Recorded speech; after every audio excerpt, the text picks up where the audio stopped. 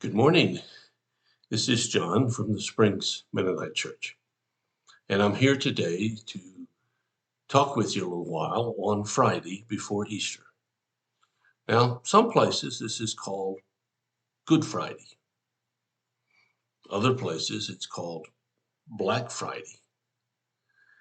But one thing's for sure, this Friday, 2,000 some years ago, was unlike any other Friday that ever happened. This was the Friday when Jesus was crucified. So let me read to you some of it from Luke 23, beginning with verse 32. Two other criminals were led out to be executed with him, that's Jesus. When they came to a place called the Skull, they nailed him to the cross. And the criminals were also crucified, one on his right, one on his left. And Jesus said, "Father, forgive them, for they don't know what they're doing." And the soldiers gambled for his clothes by throwing dice. As the crowd watched and the leaders scoffed, "He saved others," they said. "Let him save himself, if he really is God's Messiah, the chosen one."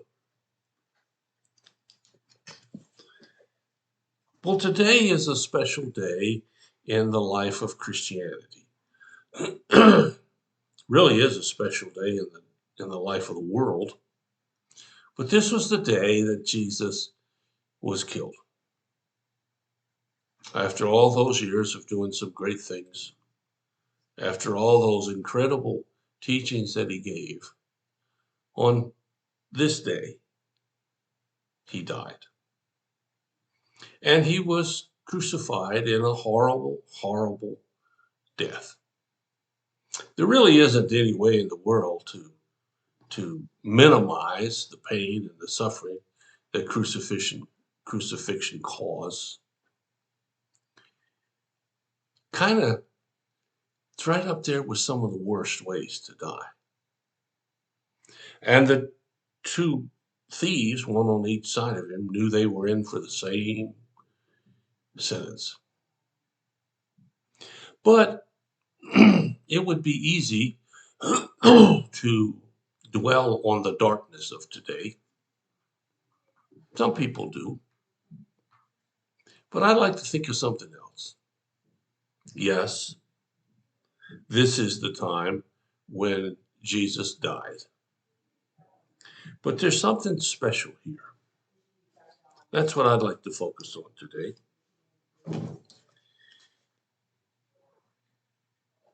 The soldiers, it says, gambled for his clothing.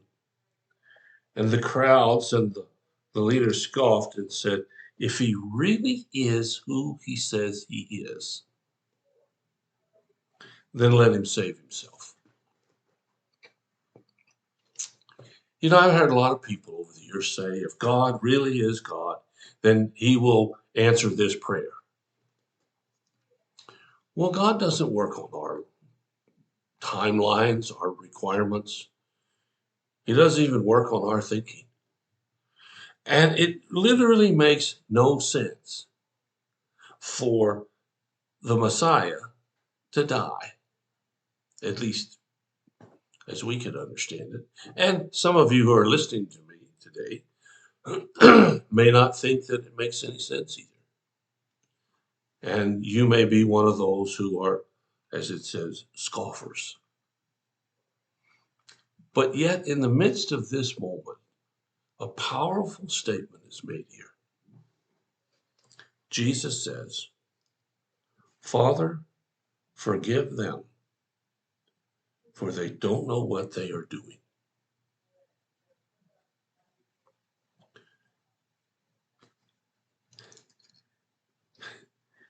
At the very moment when his life was being taken, when huge pain was being inflicted, Jesus' thoughts or on the people who did it. And he asked God to forgive them. Now, what's important here is this last part of his statement. For they don't know what they are doing. Many years ago, I struggled with a relationship that was not good.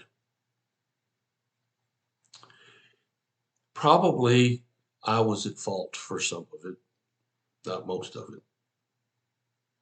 And it was a very, very, very close relationship to me. And then that person died. And I was asked to do the funeral. Well, a couple of days, a week or so before the funeral, I wasn't there, but I heard that the person made a statement that sounded like they were sorry. When I heard that, my thought was, I'm glad they were. And then the next thought came to me. All those years that the relationship was awful, that person didn't know what he or she was doing. If they really had known, wouldn't have done that.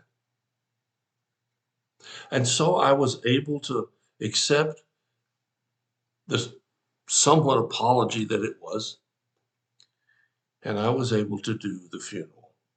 And today I look back with fondness and some mixed emotions about this person who ruined years of relationship, but didn't know what was going on. We have ruined many years of relationship with God. We didn't even realize we were doing it. When we hold on to past hurts, when we hold on to pains, when we are determined to get our own way, when we absolutely refuse to bow down and let God lead in our lives, we are ruining opportunities to fellowship with Him. But Jesus forgives us. He forgave the Romans who killed Him. He forgives you and me. And He allows us to go forward. That's what this day is about. I don't know what you're going to do with it. Celebrate it. Worry about it. Ignore it. I don't know. But you know, and God knows. And I invite you today to think about this man, this good, good man, never a better one, voluntarily giving his life so you might live. Thanks for listening. I'll be back Monday, talk a little bit about after Easter. Hope you have a great Easter. Hope you have a great week. And if there's anything we can do to help, let us know. We'll do whatever we can as fast as we can. Thanks so much for listening. God bless you. I'll be back on Monday.